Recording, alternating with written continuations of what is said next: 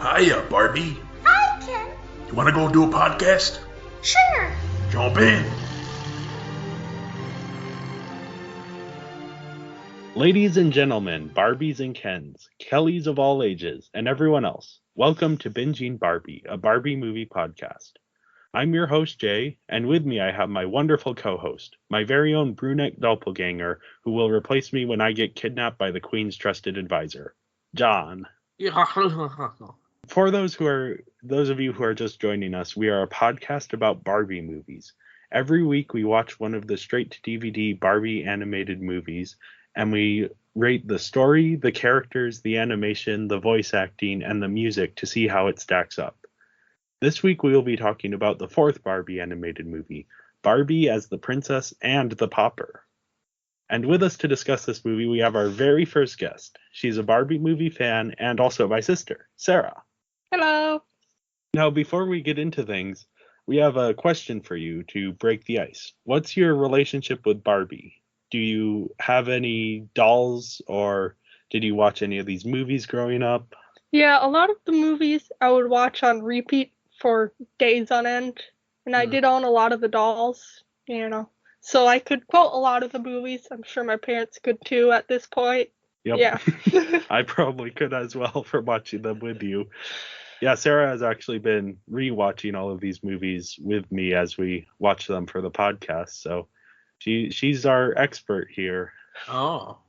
But yeah, let's dive right into Barbie as the Princess and the Pauper. This is a classic. It's released September 28, 2004. That's a little less than a year from the last release. Usually these were being released in November, but they moved this one up a few months. It's the first Barbie movie directed by William Lau. He also has worked on Hot Wheels and Monster High movies, and he's directed a ton of other Barbie movies that we're going to be talking about later. He's stepping in for Owen Hurley, who I'm not entirely sure why he stepped away from the Barbie movies. It seems to be amicable because he did come back a few years later to direct another one. In the meantime, he was directing cutscenes for various video games about war, first-person shooters, that kind of stuff, which is a very odd turn to go from directing Barbie movies to cutscenes for violent video games. But they go hand in hand. Yeah, I wouldn't be surprised if some of the stuff that he learned on these Barbie movies, there were some aerial dogfight scenes in Swan Lake. So I mean, if you need the footing for footwork, you got the ballet. yeah. You have the horses too. Yep, the horses. The horses. Hopefully they're as cute and anthropomorphized in the video games as they are in these Barbie movies. Right, yeah. But yeah, this Princess and the Pauper is written by Cliff Ruby and Elena Lesser. They're the writers of the last few Barbie movies. And it's, of course, based on the Mark Twain book, The Prince and the Pauper, changing quite a bit of stuff, but sort of Mark keeping the Twain? central. Yes, Is it one of his Mark stories? Twain. Yes, it's a Mark Twain story. Very, very famous. It's been adapted many, many times. Mm-hmm. This is actually one we've mentioned in previous episodes, how these Barbie movies were adapting works that hadn't been adapted by Disney. But Disney actually had an adaptation of Prince and the Pauper starring Mickey Mouse. But also a live action film as well. Yes. They also had a live action film, and there's an episode of Phineas and Ferb that adapts it. It's very well known. Music for this movie is by Arnie Roth. He did the background music, but then this is the first ever Barbie musical. With original songs written for the film. They were composed by Megan Cavallari, and lyrics are by Amy Powers. Both of them have worked quite a bit in both film, and Amy Powers has also done some writing for stage musicals. Yeah, there's some good talent behind the scenes writing these songs. And then the soundtrack for sort of just the background music was written by the London Symphony Orchestra, recorded by the London Symphony Orchestra, and for the musical numbers, those are recorded by the Czech Philharmonic Orchestra. Mm-hmm. So using two separate orchestras for one movie. The story is loosely inspired by the Mark Twain book.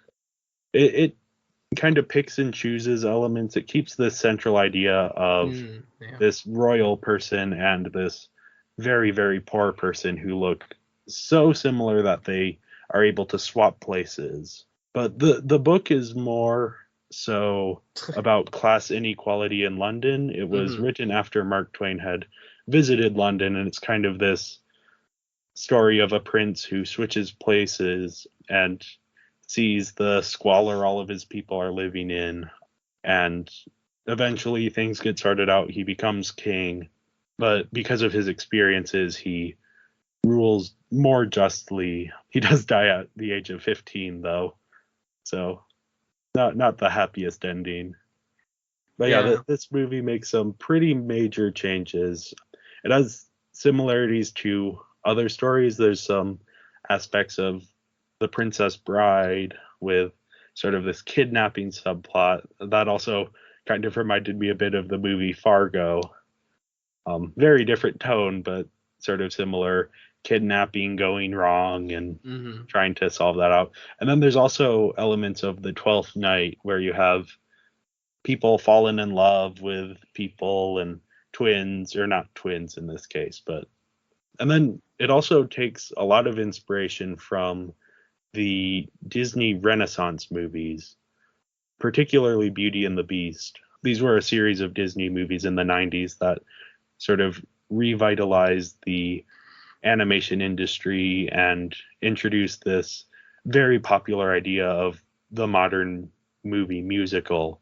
So this Barbie movie is kind of based on that and bringing the tropes and the ideas from the Disney Renaissance into these Barbie movies. Yeah. So the story is there. It's a lot more tightly constructed than a lot of these Barbie stories have been. There's a lot that goes on in it, but things flow into each other in a more sensical way. We start with the Princess and the Pauper. The princess is ruling over this kingdom that has run out of gold. And so she has been promised to marry this king of a far off land that she's never met, but she doesn't want to do it because she's in love with her tutor, Julian. Ooh. Meanwhile, the pauper, Erica, is working as a dressmaker in this shop where she's... Or a fish lady. Yes, for Madame Carp, named after the fish, and she's working off her parents' debt slowly, and we kind of get the sense that, like, because of the interest on this debt, she's kind of just stuck here forever. Are her parents dead? I don't know. They never really say. Princess Annalise's dad is dead, but they never really mention what happened to her parents. And yeah, it ultimately doesn't necessarily factor in much to the plot. No. You do kind of wonder, though, why she is working off their debt if they're still around, so they must not be then. Yeah, most likely. Yeah. But yeah, one day in town, just by chance, these two people meet and realize, oh, we look almost exactly alike. And the tutor happens to see them. So when Princess Annalise gets kidnapped and the king of this foreign land is going to go away and cancel the wedding, Julian goes into town and brings in Erica to stand in for the princess. Meanwhile, Erica escapes from where she has been sequestered away by Preminger, who's this evil man who's also the queen's most trusted advisor, apparently. Yeah. I think the queen maybe needs a new most trusted advisor. I mean, the queen needs a lot of things in her kingdom. That's for sure. Yeah, maybe she can't afford a more trusted advisor. She can't even afford guards. Yeah. So yeah, Preminger, Annalise escapes and ends up in the tailor shop in Madame Carp's shop, and Madame Carp obviously thinks this is Erica, who has returned, and um, then yeah, Erica is found out, thrown in jail. Annalise has to. She gets put in a mine at some Yeah, point. she gets put in a mine with Julian, and then because of everything, the queen agrees to marry Preminger, but before the wedding can go through, Agrees. Well, she just goes along with it. Yeah. There's no agreement there. He just puts the ring on her finger, and she's like, okay. But yeah, before the wedding can go through, everyone shows up, and the whole thing is solved, and Preminger, I don't know what ends up happening to him. I think he just kind of disappears. Gets arrested or something. Yep. And then everyone lives happily ever after. Even the cats. Yes. That's the most important part. They're the only ones who get the happily ever after mark. Yeah, I did forget to mention the cats, Serafina and Wolfie. Serafina is Princess Annalise's cat, who's very prim and proper. And Wolfie is Erica's cat, who acts like a dog and barks and is very adorable. Serafina wears pink eyeliner too. Yes. So, there's that. Yes. Yeah, okay, yeah. But yeah, I mean, for me personally, this is the best of the stories so far. It's just, everything is kind of set up in this really well thought out way. Yeah. The two different plot lines work very well together. Yeah, I find the characters are more interesting this time around. You feel more of their motivation throughout. That's kind of pushing the story forward. Yeah.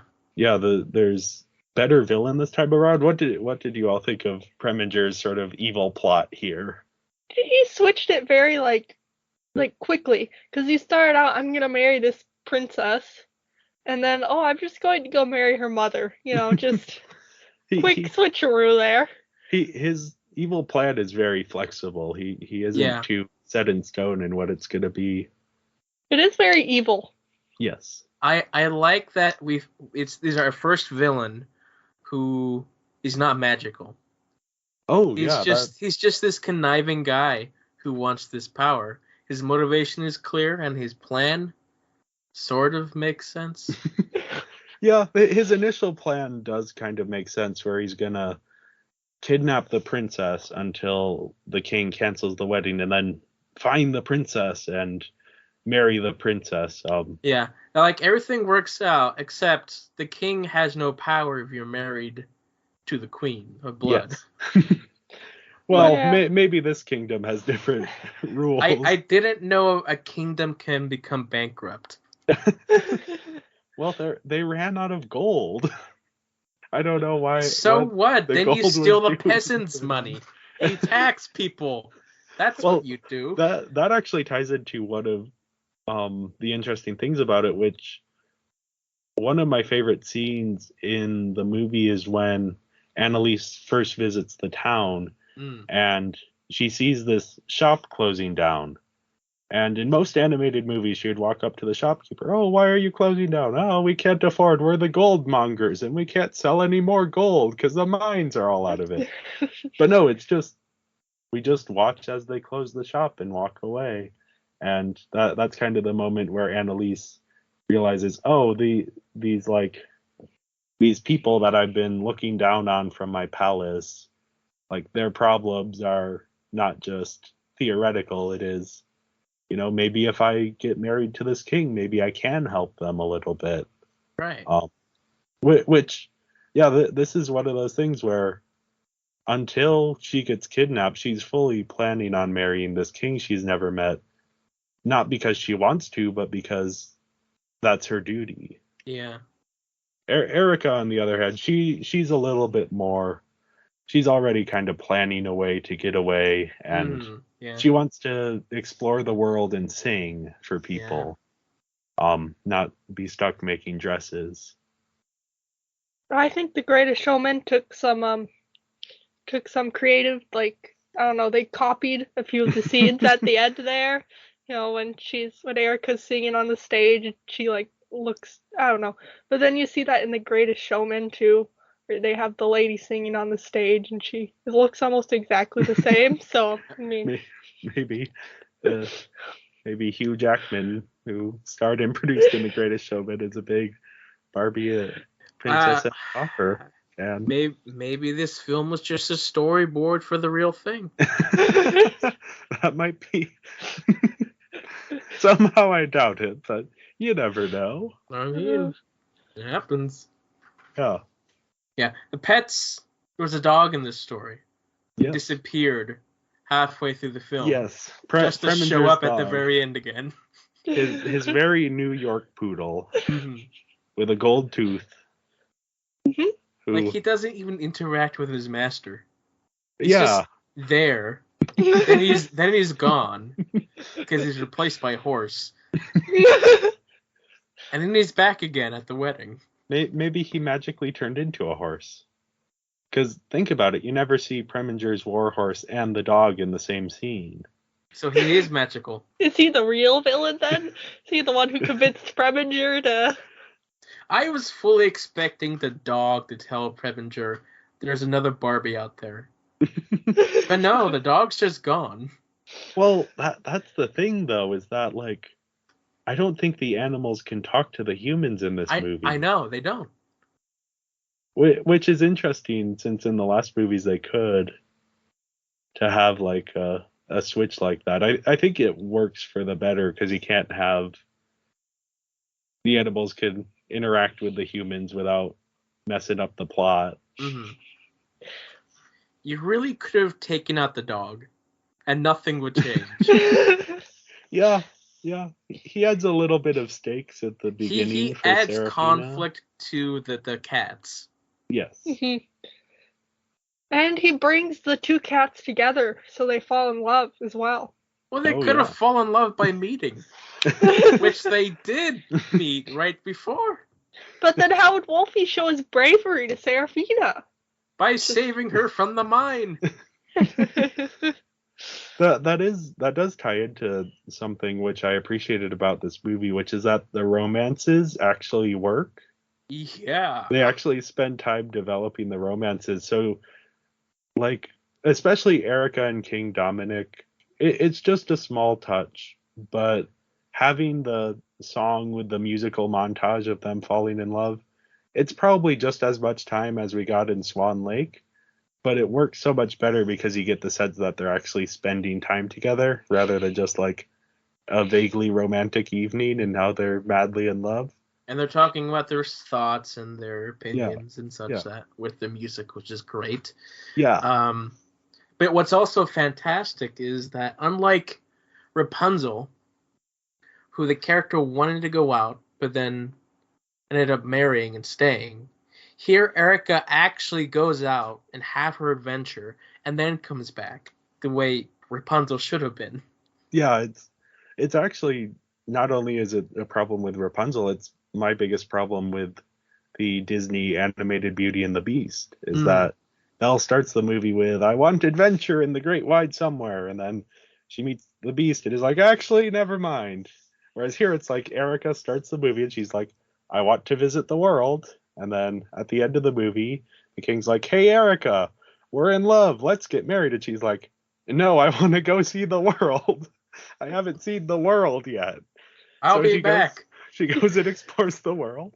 And then after a few months, she's like, okay, that was fun. Now I'll go back. Have a double wedding. Yeah, that I don't know.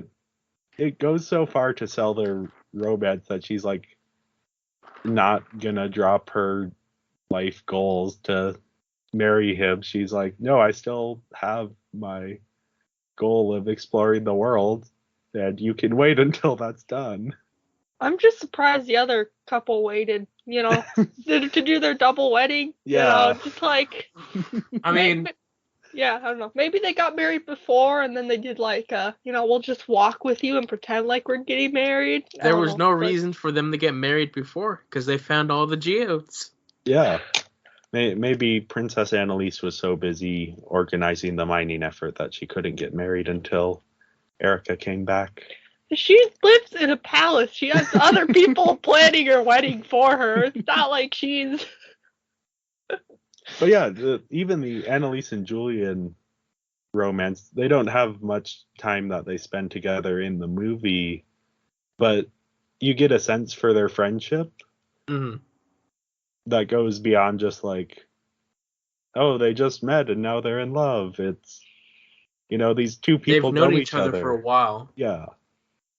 And in their scenes together, you do get a sense for why that is, why Annalise wants to marry him instead of a random king from a different country. Even the Wolfie and Serafina romance is better than any of the other romances in these Barbie movies, because these are two well-developed characters who have distinct personalities, and yeah, they complement each other very well. Those two are Lady and the Tramp, I guess. Yeah, kind of. Guess we should add that to the list of... Another thing that I like is that the solution to the money issues is solved in the beginning of the film when our two henchmen characters find a geode but think it's a rock. Yeah. And like you see in the corner of the screen that it's actually a geode. And I kept wondering, is anyone ever going to notice that those are geodes? And then yeah, it's the most important thing to why the ending is able to be a happy ending. Yep. Yeah. They brought it back, which was great. Yeah, that also reminds me of when Annalise is looking at the fool's gold and she says, "Look, it's fool's gold." And then in a later scene, Preminger is by her desk, I guess putting the letter or something. And he picks up the fool's gold and puts it in his pocket. And he looks very happy, like he's just found gold. It just kind of shows how dumb he is, because he picks up the fool's gold and is like, "Ooh, I get more money now." How did he get all that gold? He was stealing from the royal coffers. How? He's the Queen's trusted advisor for some reason. But like, how was he stealing? He He had two henchmen mining versus a whole team of miners. Yeah, I don't know. I wonder if he was like secreting some money away from like the palace. Because he was the trusted advisor, so maybe he was like, the Queen's like, hey, plan my birthday celebration, and he charged a few extra million and then pocketed it. I think he also was in charge of taking the taxes from people. Oh. Because we see him like doing that when he goes down and steal the princess from Madame Carp. He's like collecting taxes. So I wonder if he collects more taxes than he's supposed to, and he pockets some of it as well. That would make sense for the plot as well, where because the people are really struggling. So if he's taxing them more than he should, then that would explain part of that as well. But yeah, it is interesting to talk about the economics, because that's the entire message of the original Mark Twain story is. It's about this economic situation and the differences between the prince and the pauper and their lives. And this movie, it doesn't go quite as in depth to that, but it does still have some of that economic aspect. Talks about the bad workforce of Mrs. Carp. She's an interesting character because you get the sense that she's taking all the credit and doing none of the work. Though she does have a very good dress. And she doesn't even show up in the end. After she locks them, she's just gone. Well, no, she does briefly show up they mentioned that the palace stopped buying her dresses, so she went out of business. Yeah, it's implied that her other employee, that doesn't have a name, that also worked with Erica, it's implied that she took over the business and is now in charge of the castle's, like, dresses, I guess. Yeah, because she was doing all the work anyway, because... Yeah. Was it Madame Carp was too busy wearing that dress and that hat, and Erica was too busy singing, so someone had to make all of the dresses. Another thing to point out, that this is also the first film where Barbie is not telling Kelly a lesson. Yeah, that that was the first thing I noticed, because it's the first thing that happens is Barbie is just narrating, and there's no let me tell you a story about bravery. What do you think the lesson is in this film? I don't know if there's a singular lesson, and I almost wonder if that's why they don't have it. Maybe, Because you can't really distill it down. There's sort Marry of who you love. yeah, there's the follow your heart thing. or it's pay attention to rocks. Get into reading books and the sciences. Kelly and Barbie are in the mine digging up a pickaxe. Oh, Barbie, I'm so tired. What do I do? Well, let me tell you a story. Oh, And that is why you look for interesting rocks. it's not what it looks like on the outside. It's what's inside. It's a geode. That is actually, now that you do mention that, that is a major theme of this movie and of the original book, where it's like, oh, the prince and the pauper, or the princess and the pauper, they look exactly the same, and yet are in such different places. Maybe they aren't that different. In this one, there's an entire song about that. There's entire 2 songs, kind of. Oh yeah, because there's the first song and the meeting song, yeah. Yeah, the songs in this one, it's interesting because they follow a lot of the tropes of the Disney Renaissance song. So that's like Aladdin, Little Mermaid, Beauty and the Beast. Because this movie starts with an I Want song, which is the song where the characters sing about what they want.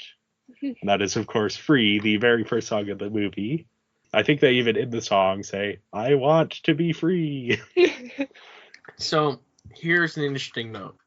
Yes? Erica's taking a bath. But Dominic starts sneaking in. He to her knocks room. first. No, he doesn't. Yes, he does.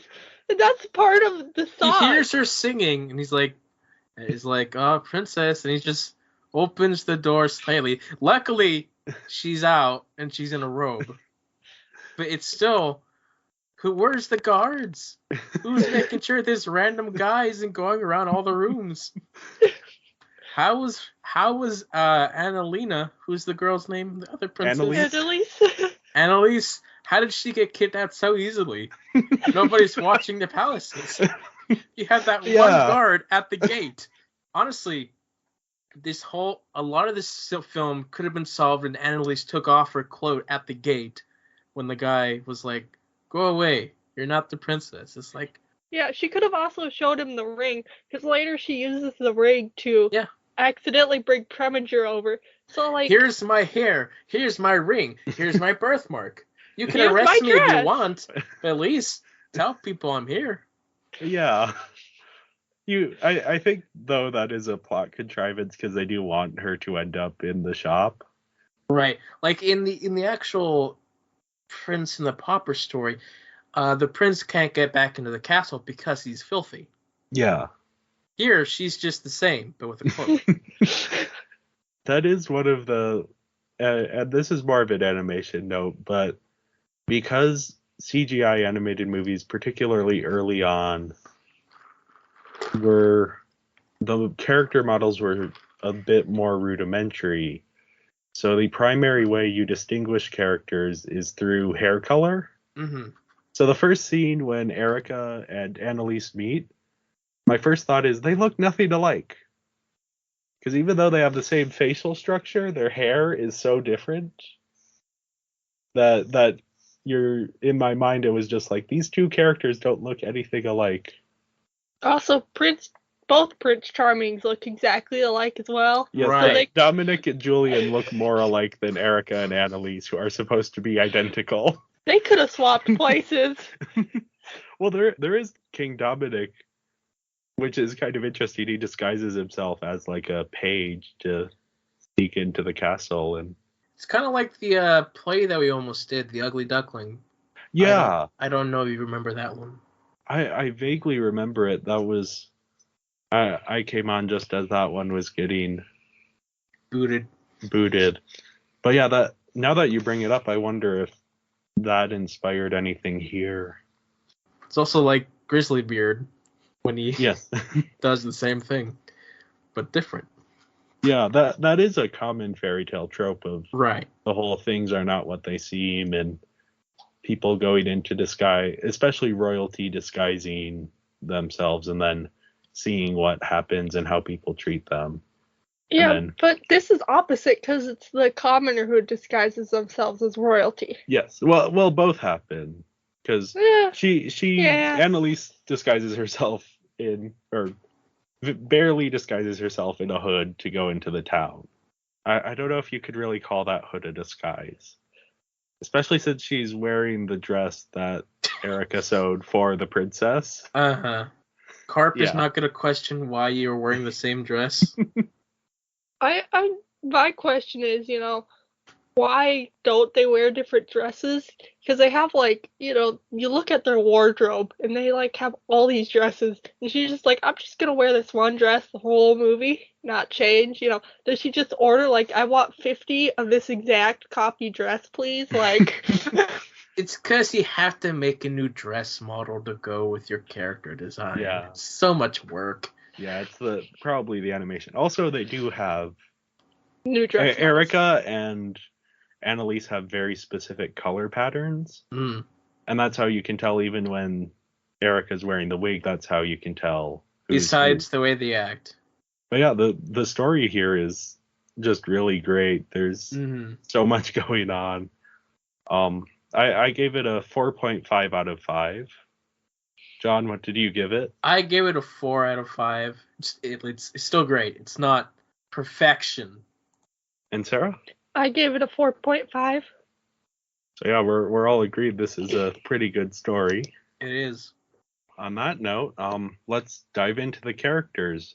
Up Mhm. first on our list, we have Princess Annalise, who's interesting. She should probably come off as more of a spoiled brat than she does. Because she's up in her castle and she's enjoying all of her wealth, and she gets her eggs brought in on a silver platter when she asks for them.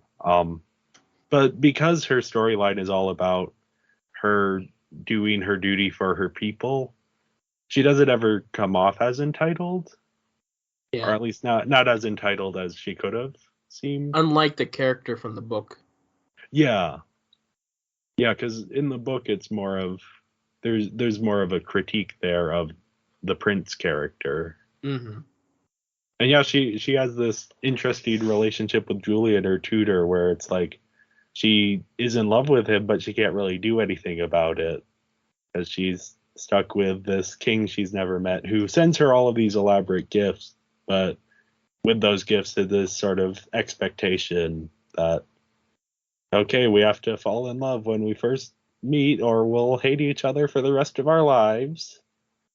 This common sort of arranged marriage trope that, I mean, it did actually happen in real life where royalty was sort of forced to marry for political convenience or economic convenience. She would have gotten off lucky though, because the king looked pretty young, Yeah. So she would have at least been marrying someone her own age, kind of ish, Better than marrying Preminger, who Yes. looks like he's about twice her age, Mm-hmm. Yeah.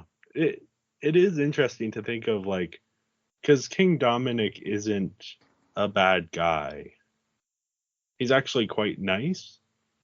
So she probably would have been fine if she ended up with him. But obviously she's not in love with him. So Right. She wants her tutor. The man of science versus a Yes. cosplayer. Because she's a bit of a woman of science herself. Yeah.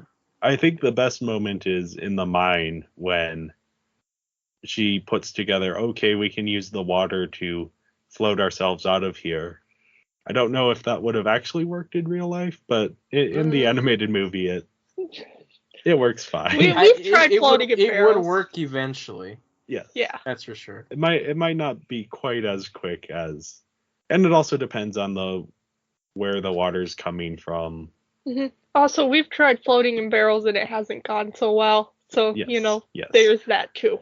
Although Right. this was a wooden barrel, so that might have been different than a blue plastic barrel that does not float well. Plus, it's easier not to have character models get wet, Yes. because that's a whole other process to go through. You gotta have a wet design for like a few seconds at a Yep. time where this was not very prominent animation. I think her character, personally, I think she's less interesting than Erica, but she still like holds her own end of the movie very well. Right.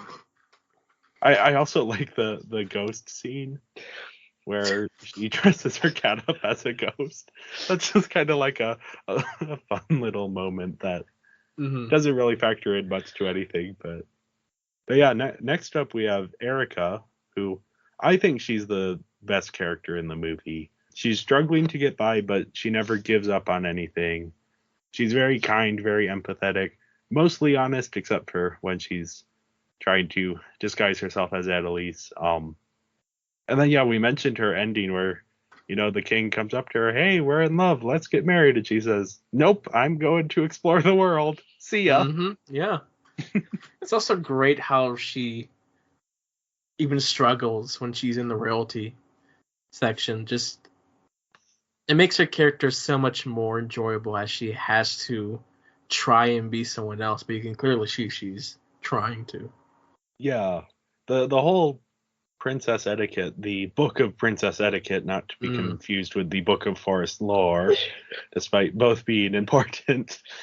Yeah, her whole trying to put on this facade of being fancier than she is, genuinely enjoying some of the things of the royal life, but then also having this struggle of like she doesn't quite fit in, and she's also falling in love with this king who she shouldn't be falling in love with. I actually chuckled when she face planted when she entered the room. Yeah, it's.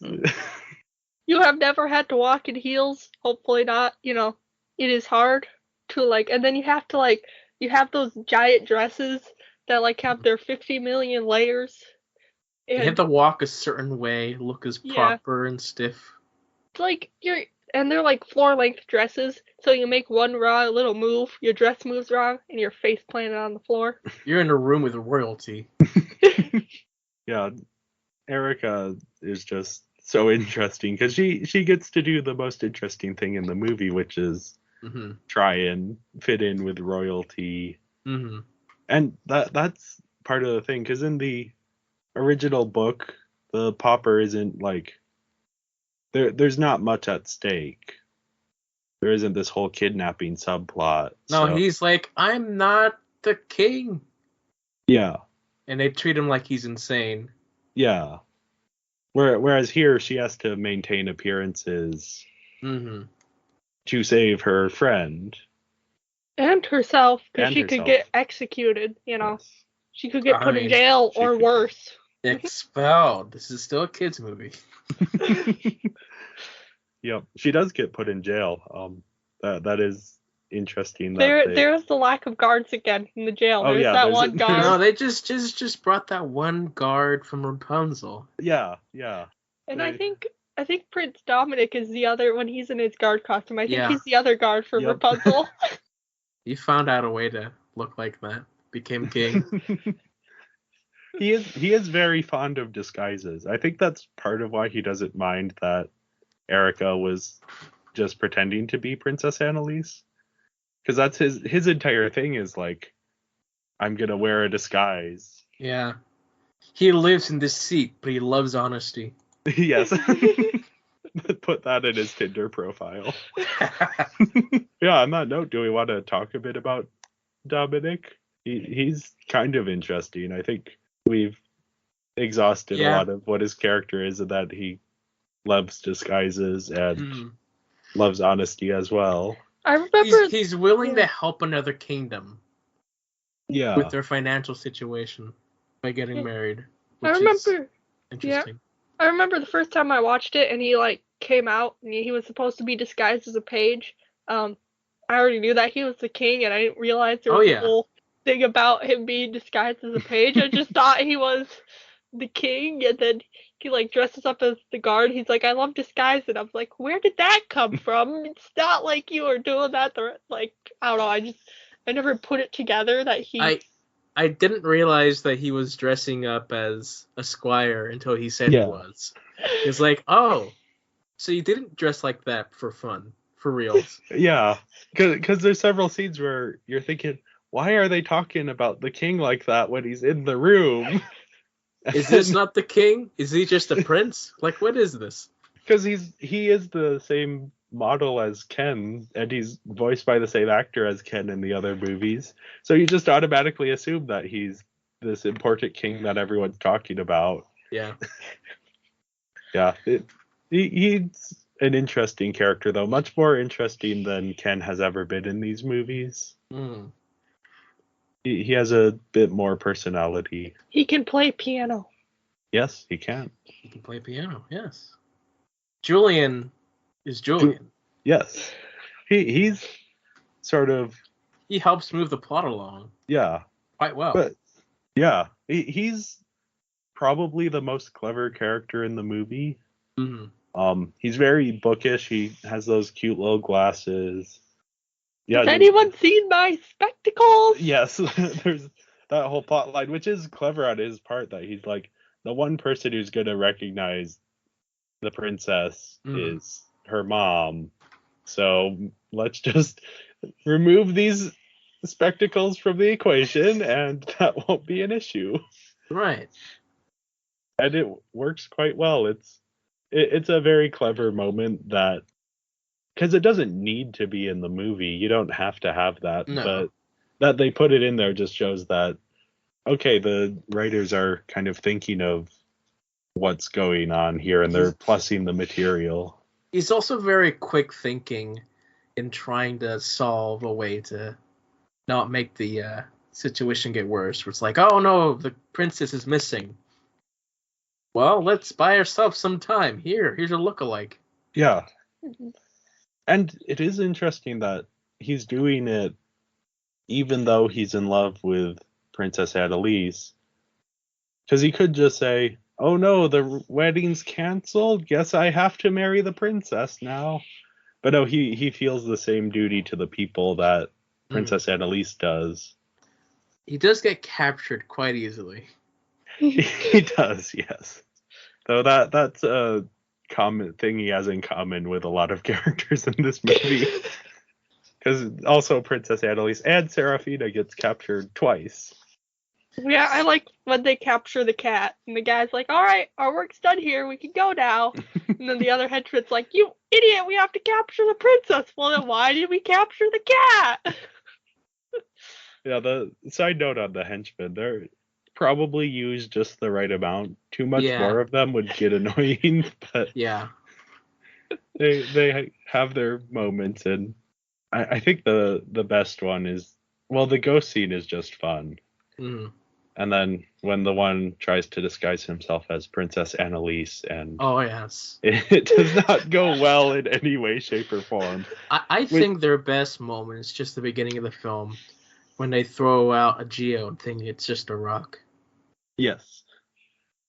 Because yeah, they're judging based on the outside. But little did they know they had a fortune in. Yeah. But yeah, on that note, Preminger, their boss, is a great villain. Yes, surprisingly. He's so much fun to watch. Like, apparently he became somewhat of a meme a few years ago, which makes sense because every line of his is iconic. His whole song is great as well. A lot of that is, and we'll get into it a bit later, but he is played by Martin Short. Martin Short, yeah, who's giving it the most possible. Yeah. Like, he's taking every hammy performance ever given. Yes. And making it even more hammy. Somehow it just works with the character and his design. And you just believe it.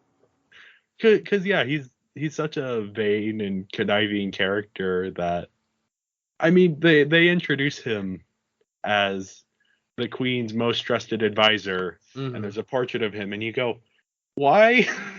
Why would the queen trust this man in any way, shape, or form? I mean, we figured out it's because she couldn't afford a more trusted advisor, but Right. like, why would anyone ever believe, like, when he goes to Madame Carp's shop and Princess Annalise sees him and is like, "Oh, Preminger, you're here to save me." And of course, as the audience, we know he isn't there to save her, but also he just looks like someone who, if he showed up, you would not say, "Oh, you're here to save me." If It's you like, had just, oh, you, the guy whose dog is a jerk to my cats. yeah, you would think Annalise would be able to put together, I wonder who kidnapped me. Was it Those two idiots who can't do anything, or or my mom's most trusted advisor, who is also the most evil man in the kingdom? Mm-hmm. I love all his like mirror scenes. Yes. They're amazing. Just like the way he like looks in the mirror, and even when he's proposing, he like looks in the mirror and he's not really looking at the queen when he's proposing. It's almost like he's proposing to himself a bit. You know, he's Yeah. like, I'm so handsome. I'm gonna go propose to myself, you know. And Like, there's he's probably the smartest villain that we've had. yeah, because he, as we mentioned before, he changes his plan as things come up. Because at first he's going to show up and bring all of the money that he's stolen back, and that's how he's going to marry the princess. But no, she's already been promised to the king. So, now he's going to kidnap her and Yeah, that bring doesn't her work back out. after the wedding has been canceled. But no, that doesn't work out. So then he has to like figure out, wait, why is Princess Annalise here? And eventually he's like, oh, it's a doppelganger. So then he reveals that, and then he captures Annalise and brings her to the mine and tries to kill her, and it doesn't work. But now he's gonna marry the queen, and then that's where everything kind of falls over on top of Yeah. him. His folly is not on his actions. No. He just didn't win Yeah. because He the other maybe characters managed to escape. Yeah. He maybe underestimates everyone, Mhm. especially Julian, both in that Julian is able to figure out what's going on very quickly, and in that Julian has a solution, which is bring in Erica to stand in for Annalise. But yeah, if Annalise had to escape the cabin, then the entire second act of the movie wouldn't exist. Right. But since she happens to escape, that throws Preminger off because he's like, oh, that's the real Annalise is back at the castle. But then he captures Julian. Yeah. So then he's back on the plot. Yeah. He's never down for long, and he always has a second plan coming that can supersede the one he's working on. He's not as held back by his minions as the other villains. Where here, Yeah. he has as many scenes without his minions, as with him. Yeah. He's unlike what's her name from the last movie? Odile and Rothbart, where Rothbart could potentially be an effective villain, but he's always having to go and save his daughter from skunks or something. Mhm. Whereas you don't get the sense that Preminger would save his henchmen from anything. I don't think he'd even save his poodle. He doesn't even Probably care for not. that creature. Yeah. He's very ruthless in that sense that he genuinely, all he cares about is being king. Yeah. And he doesn't really care how that happens. He just wants to do it. Yeah, I don't know if he even wants the power associated with being a king. I think he just wants the crown and the wealth. That's Yeah. kind of what's shown. He doesn't want to be in charge of the kingdom, really. He just wants all the money that the kingdom can get him, I think. Because he's already But the kingdom doesn't have any money, so what other could he get? Well, he might be able to generate some income by bringing back the money he stole. That might give them enough time to find a different export than gold. He might also be able to then be in charge of the armies and conquer all these other lands to get all his gold. Armies. You know, those 2 guards? Yeah. The one guard for the prison and the one guard for the entire palace. And the gate. And the gate. Well, I think there is one scene when when Erica gets taken out, there's 2 guards that suddenly appear. Okay. But they don't really look like guards. They might have been called up from the kitchen or something. Hey, we don't have any guards. They're just servants. There to fluff pillows and deliver eggs they need. Yeah. Now on to the real main characters of this film. Serafina and Wolfie. Because they're the ones who live happily ever after and have a bunch of kids. Yes. I mean, it's such a fun idea to have a cat that acts like a dog. Oh, yeah. Like, I think that's half of why these characters work, is that Wolfie is a cat that acts like a dog. Serafina is also, she has some good moments. I think her and the horse, Hervé,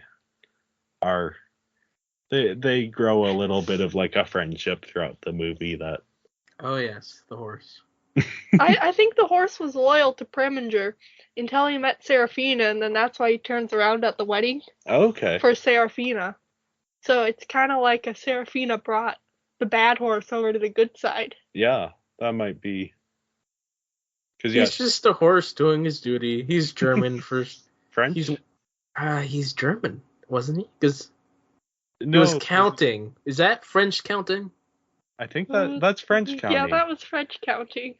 Un, deux, trois is French. Eins, zwei, drei is German. So he's French. This is language lessons with Binging Barbie. He's a European horse. Yes. Aren't they count in French? In Europe though already? I mean, yeah, I don't know what country they're supposed to be in. It's very like, it might be the German Alp, that area down by Switzerland. Because like the pine trees look kind of like U.S. pine trees, not really Europe pine trees. So you never know. Well, maybe they were reusing the cabin from last movie, which was, yeah. I don't know that any of these movies have a very specific geography, though, to begin with. Because I don't think Swan Lake took place in Russia.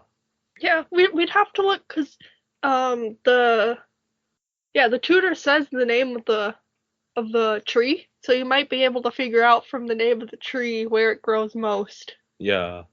And then figure out where it should be set from there. Mm-hmm. If it's even a real tree, or if they just made something up. But yeah, Serafina and Wolfie they're the animal sidekicks so far that I think have worked the best. Yeah. Besides Penelope. Penelope was good. Yeah, but I think she had an arc. Yeah, here she's less of a sidekick. Here they had a sort of a use in the plot. Yeah. Penelope was almost a secondary antagonist or protagonist, whereas Serafina and Wolfie are more off to the side, but they still get their own moments. I like Wolfie digging them out of the mine. I don't know that it makes much sense, but no. It's a fun moment. They had to do what they had to do. On that note, let's talk a bit about the Queen. She needs a new trusted advisor. We've brought this up several times, but yeah, Preminger is not the greatest as a most trusted advisor. But I do like that in the movie she does choose to marry Preminger when she thinks she has no other option. Except she doesn't choose. Well, she goes along with it. But here's the reason I like it, because throughout the movie she's telling Annalise, it's your duty, you have to marry this king. So when it's like there's no other options, and now Preminger comes in and is like, hey, I have a bunch of money. If you marry me, you can save your kingdom. She's like, Well, I guess I have to. But she doesn't say Because- that. Like, No. he just But continues it's the song and puts communicated. a ring on her finger. And she doesn't... the entire time, she's not accepting it. So I really wish... the Queen Zilla character that I really wish that they spent, like, maybe a couple minutes on her thoughts of this whole thing. Like, as he's telling her, maybe she could sing in that song about her side to it. Yeah. And then she makes decisions like, okay, it's my duty. Yeah. Just for that me, little thing would just give her an extra layer to her character. But because she doesn't have that, her character is brought down a bit. I thought that it was communicated in sort of her physicality throughout the scene. But I do agree that it might have been a bit clearer if Her she had a physicality voice in throughout that the scene. scene was just, no. Yeah. And he was like, no means yes, is what I was getting from that scene. Yeah, I wonder also if because she just lost her child and, the only heir to the throne, I wonder if Preminger has kids he doesn't really care about, maybe he has a wife and kids somewhere. How? And I don't know. Who would marry him? But now she needs an heir to the throne. So if Preminger has, like, a kid, then she's like, okay, if I marry him, then, like, I get another kid, kind of, to take over the throne when I'm gone. Because, like, there's no one else, it seems, there's no other royal people there, so who else would take over the throne? I do think the main reason she goes along with it is because she feels the duty to her people. And that's the kind of thing, because you often see in these movies that it's like the parent is forcing the kid to do this thing for the people. But I like that in this one, it kind of gets turned around on the parent. Even if I think it could have maybe been communicated a little bit better that that's what was happening. Right. Overall, I gave the characters a 5 out of 5. I gave them a 4 out of 5. Still good. I give him a 5 out of 5, mostly because of Preminger. He just takes up the slack for all the other characters, basically, but yeah. Yeah, Preminger's a great villain. I think Erica and Annalise are very good protagonists, and we finally have love interests in this movie that are There. Right. there. And you have the personality. disappearing poodle as well. Yes, the disappearing poodle. And Serafina and Wolfie. There's a lot of great characters. On to the animation. The animation here is, obviously each of these is kind of improving a little bit on the last one. Right. And this one I noticed more how expressive it's becoming. The side characters especially get more emotion in their faces. Especially Preminger. He has some facial expressions that are very funny. There are some cool moments throughout as well, like the water and the barrel scene. The water goes over the lens of the camera. There's nothing nearly as creative as the Odette dance in Swan Lake. Yeah, we don't have that kind of movement here. There aren't as many opportunities for something quite that expressive. The only expressive dance number was the first song with Preminger. With his hench people. Who was it? How Can I Refuse? How can I refuse? Like, they're dancing in that scene. The camera angles were not great in that dance number. It just didn't match the rest of the film.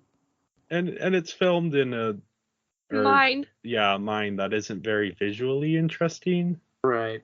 But the shadows on the wall part, that was cool. Also, when they go into the mirror to show his dream, like what he wants, that's cool. That's cool. But he's constantly looking away into the cameras all around him that he knows are there for some reason. How could he refuse? Mm-hmm. He's the villain. He needs the audience. He knows it's there.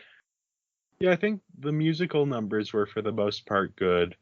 But they could have used maybe just a little bit more creativity in how they're... I think the first one does the best because it's cutting between Annalise and Erica's lives. So here's a question. there's not that much motion capture in this one, is there? Not for the dance numbers as much, I don't think. Or is there any in this film? I assume there's at least some for the movement. I couldn't find much information on the production. Okay. I would guess that they used at least some motion capture, at least references for most of the movement. Okay. But yeah, I don't think they choreographed any dance numbers like they did for Swan Lake. The animation was good for what the story needed. It still aged a bit, quite a bit. Yeah. But I like the town and the palace. I like the sort of mountainous setting. Madame Carp's shop being on like the edge of the cliff. That's just a cool visual. All of the balconies and everything. It's interesting. They seem to be improving sort of the background animation through these. And yeah, this one, the animation I think is what holds it back the most, but it isn't a deal breaker. there's a weird part in the beginning of the film where they're introducing the land, the situation the character's in. I believe the two characters sing their song to tell you who these characters are. But then it fades to black, as if we're going to commercial. And then it comes back. But it's a really weird one because it stands out because they come back to the same setting. Yeah. And here's what I was thinking. It's like, this really feels like a video game cutscene. Where you start up by setting up what's going on. You fade to black to go to the loading screen.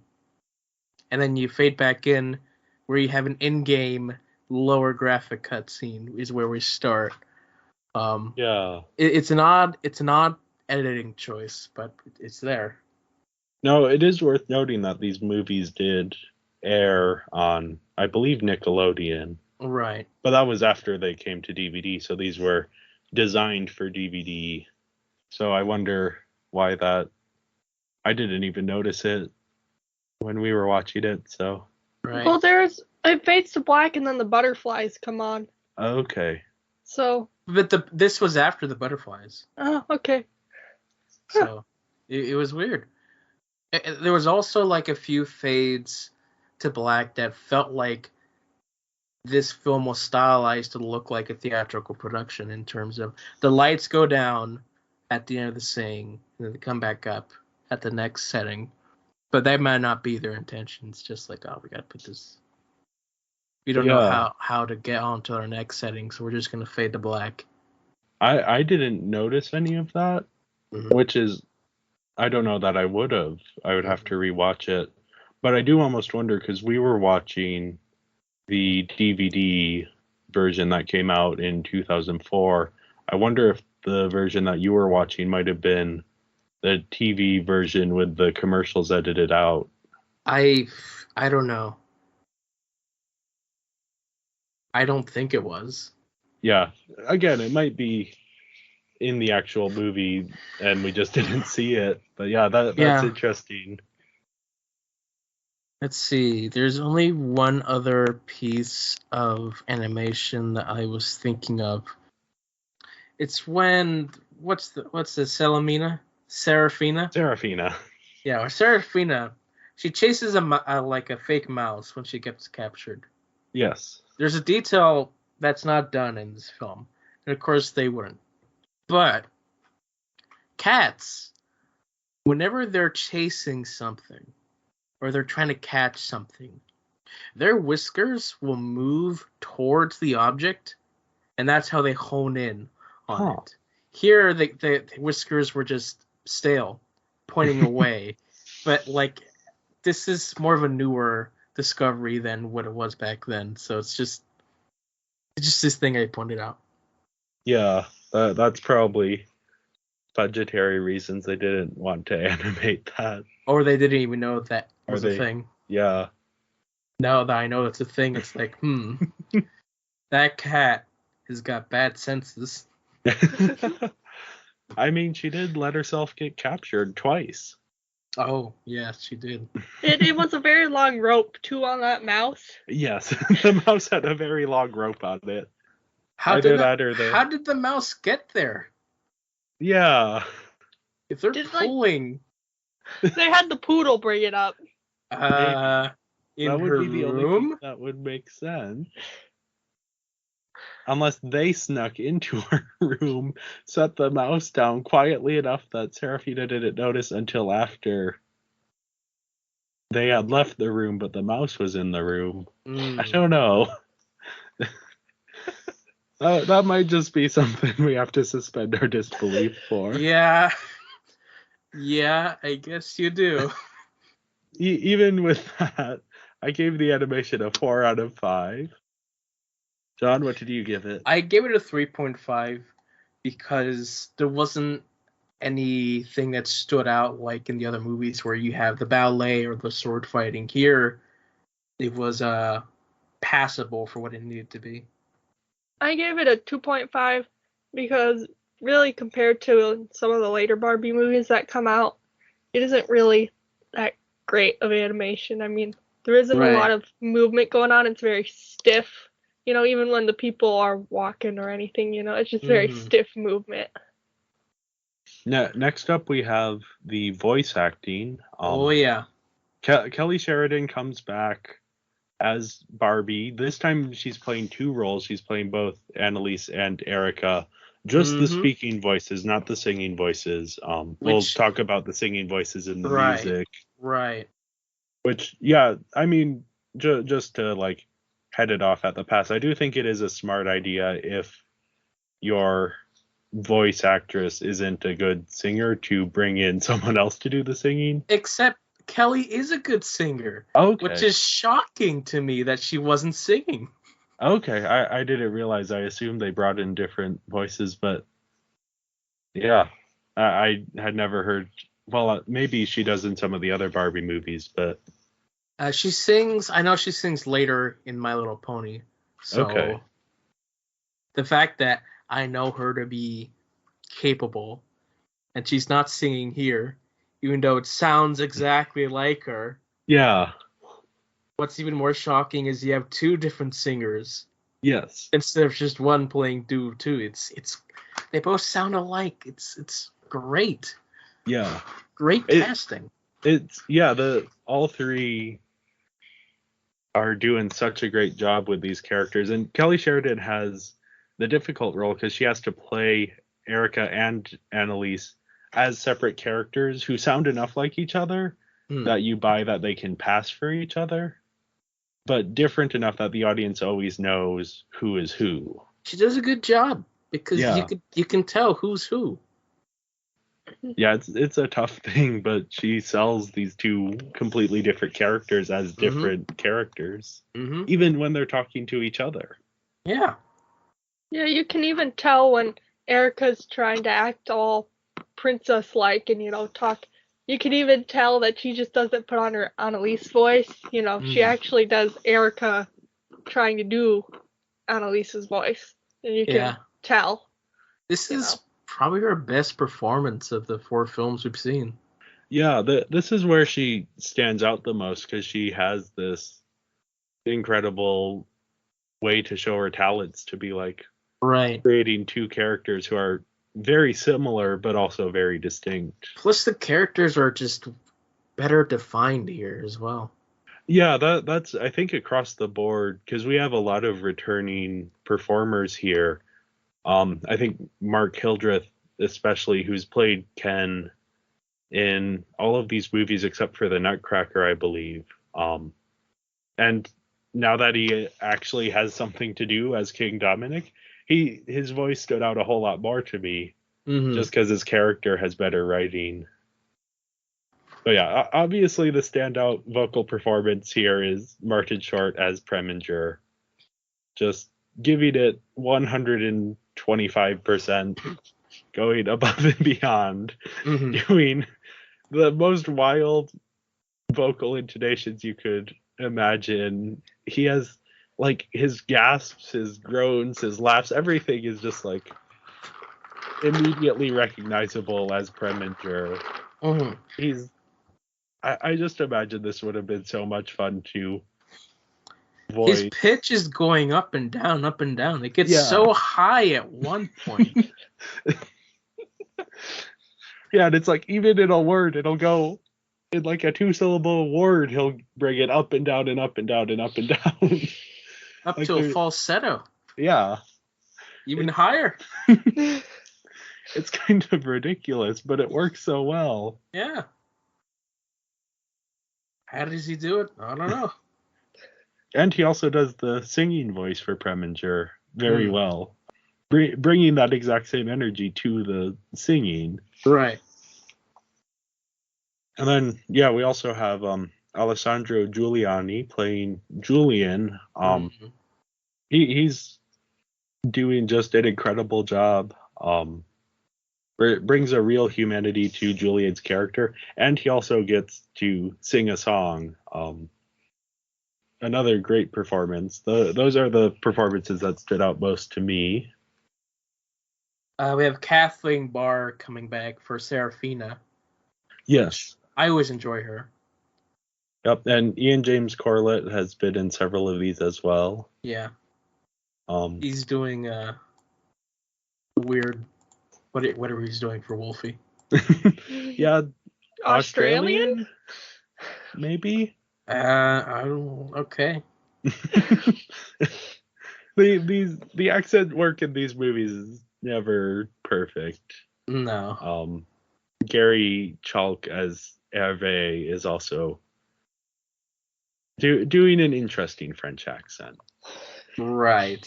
It was like that British guy from the Nutcracker. From the Nutcracker, yeah.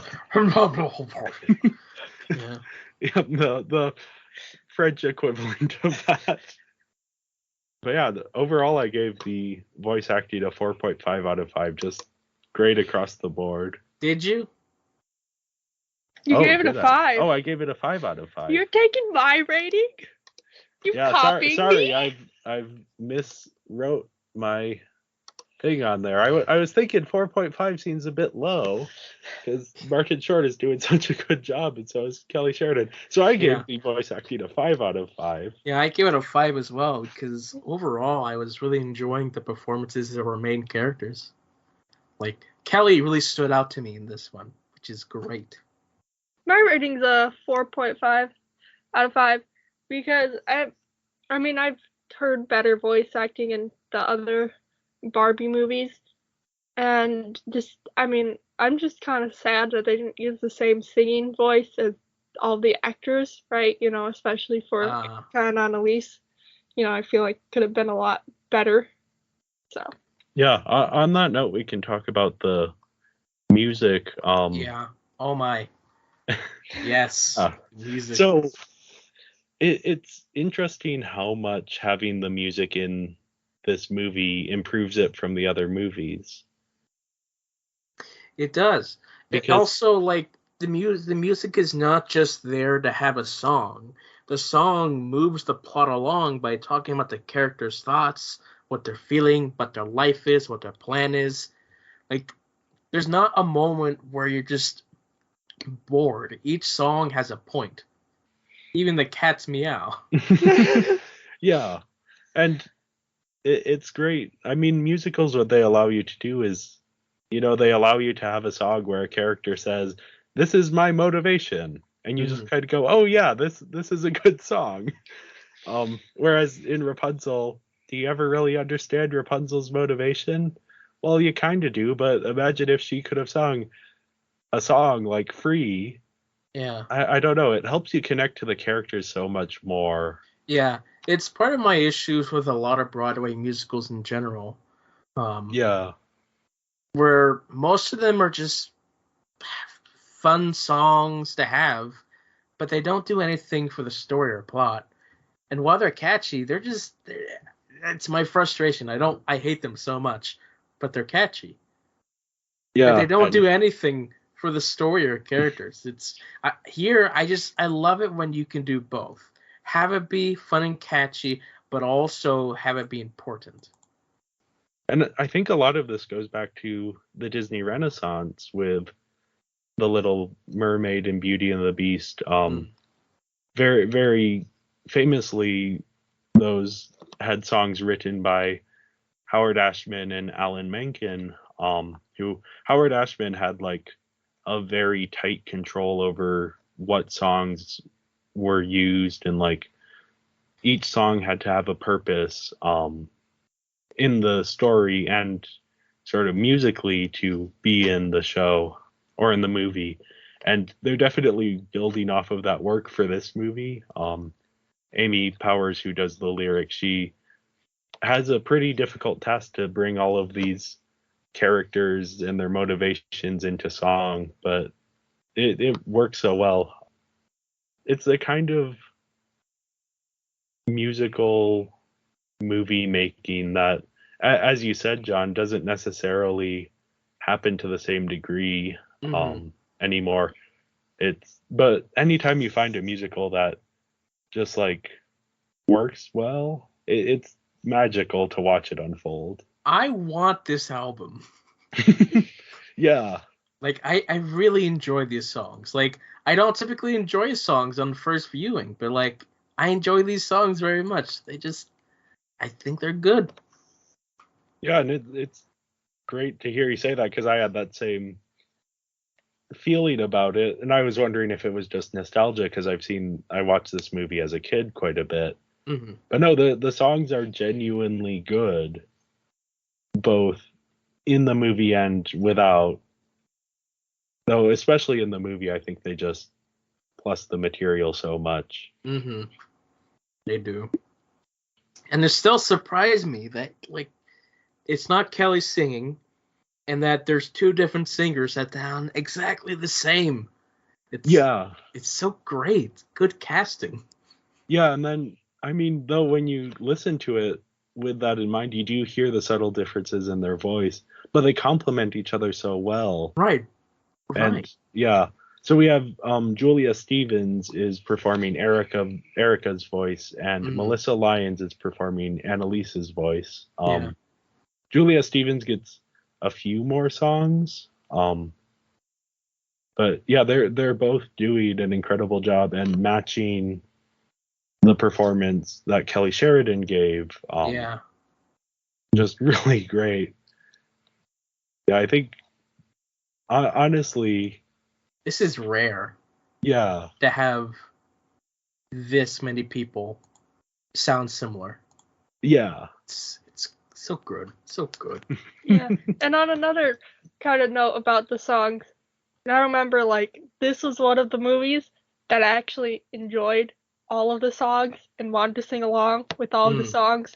Whereas some of the other Barbie movies, I'd watch them and I'd have one or two songs. I'd be like, yeah, I really love this song and I want to sing along with it. And the other ones are kind of like, oh, I have to sit through this. I want to watch this. Like, but this one, I want to watch all the songs, no skipping over anyone. Yeah. We can do like a quick go through the song. So the first song in the movie, the opening number is Free. It's probably the best one. Yeah, it's really good. It's definitely in my top 3 of the soundtrack. And this is sung by Julia Stevens and Melissa Lyons. Goes downhill from here, but they're still good. Yeah, this is the I Want song. This is establishing the main characters, who they are, and what their motivations are going to be for the movie. And it's interesting that it's two characters at the same time, and it's comparing them, and like their lives are so different, but they want something that's very similar. Yeah, and they're both on screen at the same time. The way that's put together, it's like, good editing. I really liked when they showed the castle on one side of the screen and then the kind of where Erica lives on the other side of the screen kind of together, and they're like looking at each other. Well, they say, I want to be free, but it's understood that they're looking out the window and not at each other. And then when the two balconies come together, I just remember, I thought that was awesome. And then I remember we were on the playground and there was 2 little houses. Me and one of my friends would perform that that musical number on the playground. Who would you play? Well, it would like switch, because you don't want to be the same one all the time. It gets boring. You want to sing both parts. Right. So. Yeah, it's a great song and you get to, when you're singing it, you get to do like two different parts to it as well. So, Mhm. but yeah, the second song, this is the villain song. Martin Short gets to sing "How Can I Refuse." This is just, I mean, villain songs are always fun, but this one's just because of Martin Short's performance as Preminger is just so much fun. Yeah. He's telling you his plan through the song. Yep. It works well. It establishes his plan, which is important because especially in the last movie, you don't really understand Rothbart's plan besides just he's going to take over the forest. Yeah. Whereas here, Preminger lays out his plan, the step-by-step process, why each step is gonna, what it's gonna do for him, and then you can be more invested in the plot because you're rooting for different steps to go wrong. And yeah, it's all laid out in a single song. That also lays out his entire character and everything you need to know about him. Mm-hmm. Yeah, next up is Written in Your Heart. This is the prelude to it, sung by Julie Stevens. This is when Erica is in the square performing for people from the town. Okay. Yeah, this is maybe the song I like the least in the movie, though I don't dislike it. But it's used well here as like it fits the tone of the scene, which is maybe a little bit sad. It also ties in because she's singing it and what we assume would be her first performance out on the street. Mm-hmm. And it's also playing when she's traveling the world and performing. So it's kind of like, it kind of gives you that satisfaction of at the end, she's performing the first song she ever like performed, really. Okay, I didn't make that connection, but that's a good observation. That's what's written in this list right here. Well, yeah, there's. I knew that it finished with "Written in Your Heart," but I thought that was just played over like at the end of the wedding. No, it's played when she's like, going off into the world. Yep. Yeah. Well, yeah, that's a good connection. But yeah, it leads into "I Am a Girl Like You." This is the big number with Julie Stevens and Melissa Lyons. They're realizing how similar their lives are. And this is kind of the moment where you expect them to make the switch, but no, that happens later. Yeah. Surprising. Yeah, it's a fun song. I don't know if I have much to say about it specifically, but moving right along. Yeah, next we have Alessandro Giuliani and Julie Stevens singing "To Be a Princess." Mm-hmm. This is another one of my favorites from the movie. It's just like it's a list of rules, but it gets better when Julie joins in after she's learning the lessons. It's just it all comes together in the end. Yeah, and it's all about like being all of the difficulties of the life of a princess and how it is nice, all of these different things, but there is this expectation of you have to always be performing this perfect person. Mm-hmm. Yeah, then we get to what might be my favorite song in the movie, "The Cat's Meow." Really? Yeah. It's my favorite. It's a dark horse because it maybe has the least to do with the plot. You could take this out because it doesn't have to do with the plot, but it's a good song for the cats. I don't know. It's Erica is singing it to Wolfie. Yeah. It's about sort of being yourself and not letting the world get you down. I wonder if she's kind of singing it to herself, right? She's acting to be this princess, and she doesn't really want to do it, right? She's like, but I have to do it. I'm gonna get in trouble for this. Yeah, and the prince is listening to this, like finding out about her. Yeah. And that she doesn't care what you look like. It's who you are on the inside. It's who you are. Yeah. and that's what makes him fall in love with her. Uh-huh. So Which it's brings us to the though, next one. yeah. That is If You Love Me for Me. This is sung by Julie Stevens and Mark Luna. Mark Luna is doing the singing voice of King Dominic. Mhm. This is a slower song, but it's fulfilling this very important role of it's the song that the characters fall in love to. And it really sells this romance very quickly. It's not a long song. I think it might even be under 2 minutes. It's Right. like just 2 minutes Yeah. long. But in that time span, you buy that these characters are falling in love as they're singing the song together.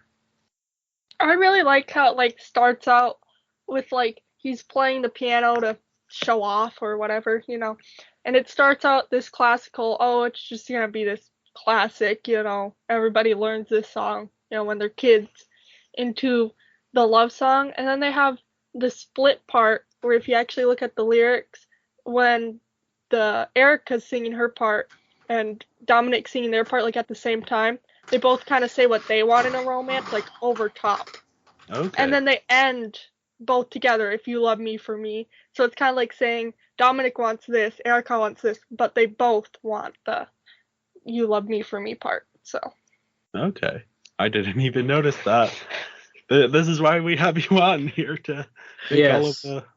you're our resident Barbie Princess and the Pauper expert. So Yes. yeah. Next up we have the reprise of How Could You Refuse? Mm-hmm. I agree, John, that this would have been better if the Queen had gotten to sing what she's going through in this song. Yeah. But I do think it kind of serves its purpose. And having that moment be a musical moment adds to its significance. And yeah, that's the last song until the finale, which is Yeah. the continuation of Written in Your Heart. This is Julie Stevens and Melissa Lyons joins in on this one. Which really shows off the ending scene. It's not specifically the characters are singing to each other about their thoughts and feelings. They're singing this while time is going by in the story, where we see Erica performing, where we see they're getting married. Yeah. So it's more in the background, just like the next song. Yeah, the next song is I'm on My Way, which is in the end credits. Where the bloopers are going through, so yes. you don't really notice it. Yeah. I think of the songs it fits the least well in the rest of the movie. And it's a problem that I've had with quite a few of these Barbie movies where the song over the end credits feels out of place. Mm-hmm. It's not a bad song on its own.